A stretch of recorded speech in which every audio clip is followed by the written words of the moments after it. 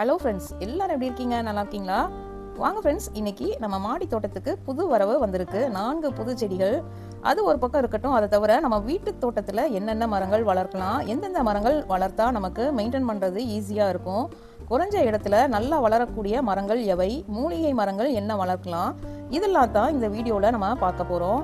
இந்த மரங்களோட பயன்கள் என்னென்ன உரங்கள் போடலாம் அப்படின்னும் விளக்கமாக சொல்ல போகிறேன். முதல்ல நம்ம வீட்டுக்கு வந்த புது உறவுகளான இந்த 4 செடி வகைகளை பற்றி பேசலாம். இது ஒரு திருமண விழாவுக்கு போனப்போ இது நம்ம வணிகர் சங்க தலைவர் விக்ரமராஜா சார் அவர்களோட மகன் கல்யாணத்துக்கு ரிட்டர்ன் கிஃப்டாக கொடுத்த இந்த 4 செடிகள். இது மருதாணி செடி, ஜாதி மல்லிப்பூ செடி, முல்லை செடி, பிச்சிப்பூ அப்படின்னும் சொல்லுவாங்க, தூஜா ட்ரீ. இந்த 4 செடிகளையும் நம்ம எப்படி நேர்த்தியாக அழகாக நடவு செய்ய போகிறோம், எங்கெங்க நடவு செய்ய போகிறோம் அப்படின்றதையும் இந்த காணொலியில் பார்க்க போகிறோம். மிஸ் பண்ணாமல் ஸ்கிப் பண்ணாமல் கடைசி வரைக்கும் பாருங்கள் ஃப்ரெண்ட்ஸ். நடுவில் டிப்ஸ் நான் உங்களுக்கு சொல்கிறேன். வாங்க ஃப்ரெண்ட்ஸ், வீடியோக்குள்ளே போகலாம். முதல்ல நம்ம நடவு செய்ய போகிறது ஜாதி மல்லி செடி தான். இதை பிச்சிப்பூன்னு சொல்லுவாங்க. இது கொடி இனத்தை சேர்ந்தது. நல்லா படர்ந்து கொடி பிடிச்சு வளரும் தன்மை உள்ளது. நாங்கள் இதை ஃப்ரிட்ஜ் பாக்ஸில் வைக்க போகிறோம். ஏற்கனவே அந்த ஃப்ரிட்ஜ் பாக்ஸில் ரோஜா மாதிரி பூக்கிற மல்லிகை செடிகளை நடவு செஞ்சு வச்சுருந்தோம். அது பூத்ததை நான் வீடியோவாக கூட அப்லோட் பண்ணியிருந்தேன், நீங்கள் பார்த்துருந்தீங்க. அதே ஃப்ரிட்ஜ் பாக்ஸில் தான் இப்போது இந்த ஜாதி மல்லி செடியையும் நடவு செய்ய போகிறோம். இந்த பாக்ஸில் நடவு செய்கிற மண் கலவை ஏற்கனவே நாங்கள் உரங்கள் போட்டு நல்லா ரெடி பண்ணி வச்சுருக்க பாக்ஸ் தான். நீங்கள் பார்க்கும்போதே தெரியும் மண் கலவை எவ்வளவு பிளாக்காக இருக்குன்னு. அதில் தான் இப்போது நம்ம நடவு செய்ய போகிறோம். கவரை மெதுவாக எடுத்துகிட்டு ஒரு நல்லா குழி தோண்டிக்கங்க. தோண்டும் போதே உங்களுக்கு தெரியும் எவ்வளோ சாஃப்டாக வருது பாருங்கள் மண்ணுன்னு. நடவு செஞ்சு முடிச்சுட்டு நல்லா அழுத்தி கொடுங்க. அழுத்தி விட்டு மண் போட்டு நல்லா அழுத்தி விட்டதுக்கப்புறம் தண்ணி தெளித்து விட வேண்டியதுதான். அவ்வளோதான், நடவு செஞ்சாச்சு. நெக்ஸ்ட்டு அதே ஃப்ரிட்ஜ் பாக்ஸில் தான் மல்லிப்பூ செடியையும் வைக்க போகிறோம். இந்த பாக்ஸ் முழுக்க பூக்கள் கொடி வகை செடிகளுக்கு தனியாக ஒதுக்கி வச்சுருக்கோம். ஏற்கனவே நாங்கள் இதில் காய்கறி இதெல்லாம் வச்சுருந்தோம். அதெல்லாம் அறுவடை செஞ்சு முடிஞ்சதுனால அதெல்லாம் எடுத்துட்டு அதில் புதினா இலைகளும் இருந்துச்சு, அதுவும் எடுத்தாச்சு. இப்போது இதை நாங்கள் பூக்கள் கொடி வகைகள் பூச்செடிகளுக்காக தனியாக ஒதுக்கி வச்சாச்சு. இப்போது நெக்ஸ்ட்டு நம்ம நடவு செய்ய போகிறது இந்த மல்லிச்செடி. இதையும் நல்லா குழி தோண்டி அதை அந்த கவரை கிழிச்சிட்டு வைங்க. கவரை கிழிக்காமல் வைக்காதீங்க. கவரை கிழிச்சு வச்சு உள்ளே வச்சுட்டு நல்லா மண்ணை அழுத்தி கொடுத்து நல்லா மேலே மண் மூடி போட்டு தண்ணி தெளித்து விட்டுருங்க. அவ்வளோதான், நம்ம மல்லி செடியையும் நடவு செஞ்சாச்சு. இப்போது நம்ம 3ஆவதாக மருதாணி செடி நடவு செய்ய போகிறோம். இது தாங்க 25 லிட்டர் வாட்டர் கேனில் நடவு செய்ய போகிறோம். ஏற்கனவே மண்ணை நல்லா பதப்படுத்தி கேன் முழுக்க ஃபில் பண்ணி வச்சுருக்கோம். அதில் நடவு செஞ்சு தண்ணி தெளித்து விட வேண்டியது தான். இப்படி 3ஆவது செடியையும் இந்த மருதாணி செடியையும் வச்சு செட் பண்ணி முடிச்சாச்சு. அதையும் வச்சுட்டு நம்ம தண்ணி தெளித்து விட்டாச்சு. இது நம்ம இந்த மருதாணி செடி நிறைய மூலிகை குணம் கொண்டது. கையில் மருதாணி போட்டுக்கிறதுக்கும் முடியை ஆரோக்கியமாக வச்சுக்கிறதுக்கும் தலையை குளிர்ச்சியாக வச்சுக்கிறதுக்கும் இந்த இலைகளை பயன்படுத்துவாங்க. வீட்டு வைத்தியத்தில் இந்த மருதாணி இலைகளுக்கு நல்ல மரியாதை உண்டு. இப்போது நம்ம 4ஆவதாக பார்க்க போகிறது தூஜா ட்ரீ. இதை நம்ம வீட்டில் கீழே முன்பக்கமாக கொஞ்சம் மரங்கள் வளர்ந்துருக்கிற இடத்துல நடவு செய்ய போகிறோம். இந்த தூஜா ட்ரீ அழகுக்காக வளர்க்கிற செடி.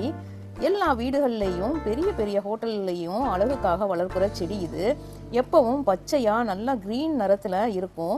இதையும் நம்ம நடவு செய்கிறதுக்கு நம்ம இடத்த தேர்வு பண்ணி கடப்பாரை வச்சு நல்லா குழி தோண்டி செடியை நடவு செஞ்சு தனியாக செட் பண்ணி முடிச்சாச்சு. அவ்வளோதாங்க, தனியாக செட் பண்ணி முடிச்சு தண்ணியும் தெளிச்சாச்சு. இப்போது ரொம்ப ஹாப்பியான ஒரு ஃபீலிங். இந்த 4 புது கெஸ்ட் நம்ம வீட்டுக்கு வந்தப்போ செடிகள் வந்த உடனே ஒரு பாசிட்டிவ் வைப்ரேஷன் இருந்துச்சு ஃப்ரெண்ட்ஸ். இந்த சமயத்தில் திருமண விழாவில் ரிட்டர்ன் கிஃப்டாக இந்த செடிகளை கொடுத்த அந்த மணமக்கள் இருவரையும் மனசார வாழ்த்தி ஆசீர்வதிக்கிறோம். வாழ்க வளமுடன். நெக்ஸ்ட்டு நம்ம வீட்டில் என்னென்ன மரங்களை குறைஞ்ச இடத்துலையே ஈஸியாக வளர்க்க முடியும்ன்றதை பார்க்கலாம் வாங்க. ஃபஸ்ட்டு நம்ம பார்க்குறது எல்லாருக்கும் தெரிஞ்ச பப்பாளி மரம் தான். நாங்கள் கீழே இருக்கிற ஒரு சின்ன பகுதியிலேயே பப்பாளி மரங்களை நடவு செஞ்சுருக்கோம். பப்பாளியில் நிறைய ஹெல்த் பெனிஃபிட் இருக்குது. ஜீரண சக்தியை அதிகரிக்கும். விட்டமின் ஏ, விட்டமின் சி நிறைஞ்சிருக்கு. மேலும் இது ஈஸியாக மெயின்டைன் பண்ணுற மரம். அதனால் நாங்கள் இங்கேயே அந்த பப்பாளி மரத்தை வச்சுட்டோம். குறைஞ்ச இடத்துலையே வெறும் 3 அடி அகலம் 15 அடி நீளம் இருக்கிற சின்ன இடம். இந்த இடத்துல என்னென்ன மரங்களை வளர்க்குறோம் அப்படிங்கிறத பார்க்கலாம் வாங்க. பப்பாளி மரம் நல்லா வளர்ந்து உங்களுக்கு பழங்கள் பழுக்கும்போது நான் உங்களுக்கு அறுவடை வீடியோ தனியாக உங்களுக்கு அப்டேட் பண்ணுறேன் ஃப்ரெண்ட்ஸ். நெக்ஸ்ட்டு பப்பாளி மரத்துக்கு பக்கத்துலேயே நாங்கள் வளர்க்குறது மல்பெரி மரம் தான். மல்பெரி செடி இது மரம் மாதிரி கொஞ்சம் உயரமாக வளரும். இப்போது இன்னும் காய்க்க ஆரம்பிக்கல. ஆனால் ஒரே ஒரு வருஷத்தில் எவ்வளவு செழிப்பாக வளர்ந்துருக்கு பாருங்கள். சைடில் கிளைகள் அதிகமாக வந்ததால் கட் பண்ணி நேராக மேலே மாடி வரைக்கும் வளர்கிற மாதிரி நாங்கள் வளர்த்து வச்சுருக்கோம். அது சரிஞ்சு அப்படியே வெயிட் அந்த ஸ்டெம்மெல்லாம் வந்து ஸ்ட்ராங்காக இருக்காது, அதனால் சரிஞ்சு போயிடும், காற்றுல அப்படியே சரிஞ்சிருது. அதனால் அந்த கிரில்லில் கட்டி வச்சுருக்கோம். பூக்கள் பூத்து பழங்கள் பழுக்கும்போது நான் உங்களுக்கு அப்டேட் பண்ணுறேன் ஃப்ரெண்ட்ஸ். உங்கள் வீட்டில் இந்த மாதிரி சின்ன இடம் இருந்தாலும் மல்பெரி செடி வச்சு நல்ல பலன் பெறலாம் ஃப்ரெண்ட்ஸ்.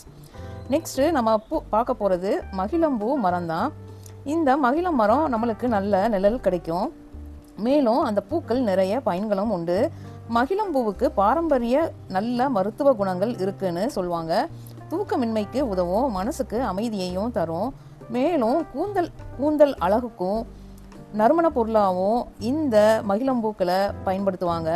ஸோ நீங்களும் உங்கள் வீட்டில் சின்ன இடம் இருந்தாலும் அந்த இடத்துல மகிழ மரம் செடிகளை வளர்க்க ஆரம்பிக்கலாம்.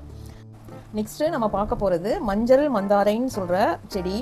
இது பார்க்கறதுக்கு ஒரு அழகான தோற்றத்தை தரும். நிறைய வீடுகள் முன்னாடி வச்சு வளர்த்துருப்பாங்க. இந்த பூக்கள் பார்க்கறதுக்கு ரொம்ப அழகாக இருக்கும். நிறைய பூக்கள் பூத்து தொங்குறது ஒரு பெல் தொங்குற மாதிரி இருக்கும்.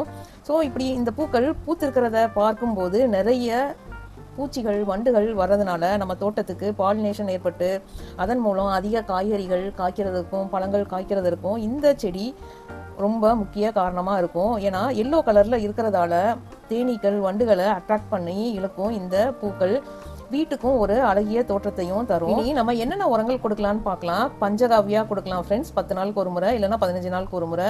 வெர்மி கம்போஸ்ட் நீங்கள் போடலாம். செடிகள் மரங்கள் எல்லா இதுக்கும் நீங்கள் யூஸ் பண்ணலாம். இன்னொன்று காய்கறி கழிவு தண்ணி உரம். இது நீங்கள் நம்ம வீட்டில் பயன்படுத்திட்டு கட் பண்ணி தூக்கி போகிற அந்த காய்கறிகளை 3 நாள் இல்லைன்னா 4 நாள் நல்லா ஊற வச்சு அந்த தண்ணியை எடுத்து நீங்கள் 1 மடங்குக்கு 10 மடங்கு தண்ணியில் ஆட் பண்ணி செடிகளுக்கும் கொடி வகைகளுக்கும் ஊற்றலாம். இது மண்ணை நல்லா வளப்படுத்தி செடிகள் ஆரோக்கியமாக அதிகமாக வளர்கிறதுக்கு உதவும் ஃப்ரெண்ட்ஸ். ஓகே ஃப்ரெண்ட்ஸ், இந்த வீடியோ ரொம்ப உங்களுக்கு பிடிச்சிருக்கும் நம்புகிறேன் ஃப்ரெண்ட்ஸ். நீங்கள் இது போன்ற மாடி தோட்டம் வீட்டு தோட்டம் தொடர்பான வீடியோக்களை தொடர்ந்து பார்க்கணும்னா வீட்டு தோட்டத்தில் என்னென்ன மரங்கள் வளர்க்கணும், ஆர்கானிக் முறையில் என்னென்ன உரங்கள் வீட்டிலேயே தயார் பண்ணலாம், வீணாக தூக்கி போடுற பிளாஸ்டிக் பொருட்களை வச்சு எப்படி பிளான்டர் பாக்ஸாக பயன்படுத்தி தோட்டத்துக்கு அழகு கொடுக்கலாம், மொட்டை மாடி கோழி வளர்ப்பு, வீட்டிலேயே மூலிகை செடிகளை வளர்த்து எப்படி வருமானம் பார்க்கலாம், இது போன்ற வீடியோக்களுக்கு என் சேனலை சப்ஸ்கிரைப் பண்ணி அந்த பெல் ஐக்கானையும் தட்டி விட்டுக்குங்க friends. Thank you friends. Happy gardening. Have a nice day.